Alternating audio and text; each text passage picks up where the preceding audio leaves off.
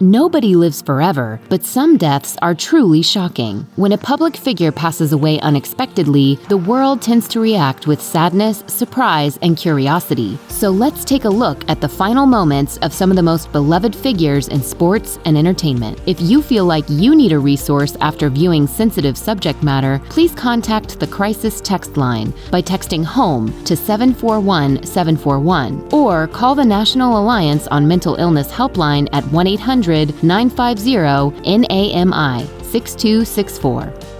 The night before Heath Ledger died, he had an upbeat phone conversation with his sister Kate, who told People magazine that she warned him about mixing medications. The last person who saw Ledger alive on January 22, 2008 was his housekeeper Teresa Solomon, who got to his apartment at 12:30 p.m. Then at 2:45, his masseuse Diana arrived and waited to be let in his bedroom, but he never answered. When she walked into his room, he wasn't responding, so she picked up his phone and called one of his speed dial contacts, Mary Kate Olsen, surprisingly enough. We never knew that there was a connection. Diana finally called 911 at 3:26 p.m. Paramedics arrived soon thereafter, but Ledger was pronounced dead at 3:36 p.m. The toxicology report stated that he died from acute intoxication by the combined effects of various drugs. His death was ruled an accident, which made sense as he had made plans for the day.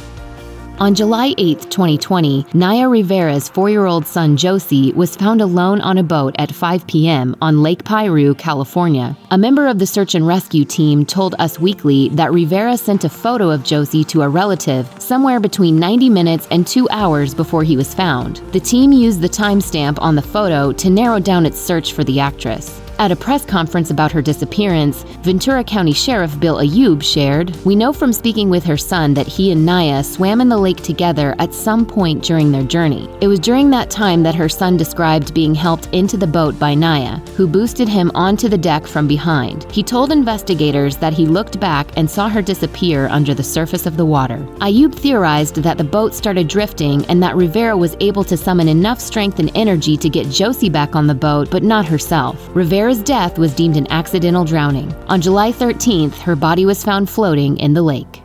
On July 12, 2013, Cory Monteith tweeted about Sharknado, which had premiered on Sci-Fi the day before. He also welcomed visitors into his hotel room, and then he went out at some point. His friend and acting coach Andrew McElroy told People magazine that Monteith, who struggled with addiction, was with longtime sober friends. As he put it, they were not using with him that night. There was no double life up here.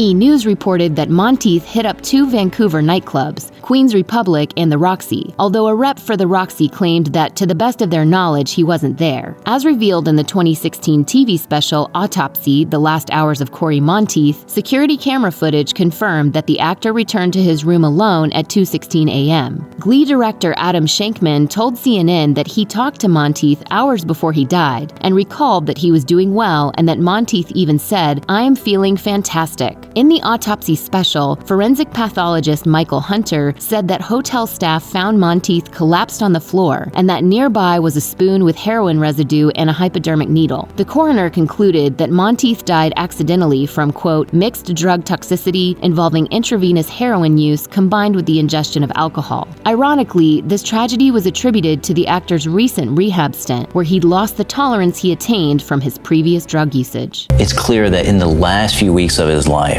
Cory was fighting a deadly battle against his inner demons. January 26, 2020 started out as a busy day for Kobe Bryant. He attended 7 a.m. Mass at Our Lady Queen of Angels Catholic Church. He even reportedly asked a priest about confirmation. Then at 8:19 a.m., he DM'd Shaquille O'Neal's son Sharif, who later shared that he wished that he hadn't slept in so that he could have responded. At some point that morning, Bryant spoke to LeBron James on the phone to congratulate him on surpassing his scoring record the night before. After church, Bryant boarded a helicopter to coach his daughter Gianna's basketball team. 2 of Gianna's teammates, their parents, and the team's assistant coach were also in the helicopter. During the trip, Bryant texted Los Angeles Lakers general manager Rob Pelinka. The former Lakers All-Star was hoping to secure an internship for Lexi Altobelli, whose parents and sister were in the helicopter that day. The National Transportation Safety Board later reported that the helicopter's pilot said that he was climbing to avoid a cloud layer. When air traffic control asked what he planned to do, there was no reply. The last radar contact occurred at 9:45 a.m. Soon after, the helicopter crashed into a hill and everyone on board passed away. Live on, brother. On July 22, 2011, the night before singer Amy Winehouse passed away, she met with her personal physician at 7 p.m. According to the physician, Winehouse was sober for most of that month until she resumed drinking 2 days prior. She also claimed that the singer was tipsy when she saw her, although she wasn't slurring her words. Winehouse's live-in bodyguard Andrew Morris also described her as tipsy. As he recalled to the Mirror, "She was showing me some clips on her laptop and she was singing and she said, 'Boy, I can sing.' And I said, 'Damn right you can sing.' She said, 'If I could, I would give it back just to walk down the street with no hassle. I would.'" Morris checked on Winehouse at 2 a.m. that night and then again at 10 in the morning when she was still asleep. When he popped back in her room at 3 in the afternoon, the singer wasn't breathing and there were 3 empty vodka bottles. The coroner's report stated that her blood alcohol level was more than 5 times the legal limit. The 27-year-old Winehouse died from accidental alcohol poisoning, which was officially classified as death by misadventure. On June 24, 2009, Michael Jackson had ahi tuna and a salad while dining with his children in the afternoon. According to his personal chef, he prayed and appeared to be in a good mood. He left his mansion around 7 p.m. to head to the Staples Center for rehearsal. His vocal director, Dorian Hawley, recalled that he was enthusiastic and happy during the rehearsal. According to Grammy's executive producer, Ken Ehrlich, Jackson didn't appear to be tired or otherwise out of the ordinary. After rehearsal, he thanked the crew and told them, "God bless you." The singer left rehearsal around midnight, and when he got home, he greeted a small group of fans who were waiting at the gate. His bodyguard noticed Dr. Conrad Murray's car parked outside. Jackson had trouble sleeping, so he begged Murray for propofol, a very powerful anesthetic. Murray refused and instead gave him Valium at 1:30 a.m. That didn't work, so he injected him with Ativan at 2 a.m. Then at 3, he injected him with Versed. By the time the sun came up, Jackson was still awake and begging for propofol, which Murray administered at 10:40 a.m., leading to Jackson's overdose and death. On February 11, 2012, Whitney Houston had breakfast with her daughter, Bobby Christina, at the Beverly Hilton Hotel. Afterwards, Whitney ordered more food to her room and reportedly took some Xanax. Her cousin Dionne Warwick called to coordinate their plans for Clive Davis's pre-Grammy party later that night. Whitney also talked to her mom, Sissy, about their plans for the party. What did she say in that call? Tell me that she loved me and things like that, which she always said.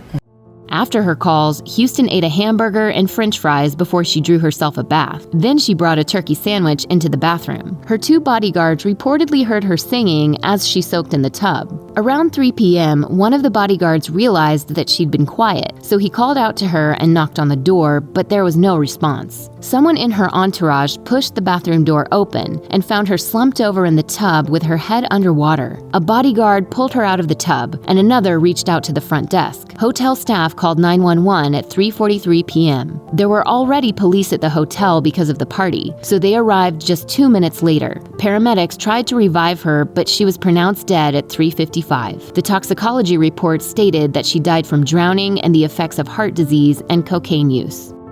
On December 13, 2016, Canadian actor Alan Thicke played hockey with his youngest son Carter at Pickwick Gardens in Burbank, California. He had a heart attack and collapsed at the rink, so an ambulance was called. The vice president of Pickwick Gardens told KCBS that Thicke gave a thumbs up and asked Carter to take a photo of him on the stretcher. The paramedics were able to stabilize him and things appeared to be fine. As Carter recalled to Entertainment Tonight, I got to give him a hug and say I love you, and then that was the last time I saw him. when Thicke was heading into the operating room, he still appeared to be in good spirits. As Carter recounted to Entertainment Tonight, he's in the emergency room kind of bragging about it. And of course bragging that he was the one who passed me the puck. And he was saying, oh, got to play hockey with my son and got to watch him score a goal. What a way to go out. Unfortunately, that joke became a reality as Thicke passed away that day at the hospital. That was brutal. That was really rough.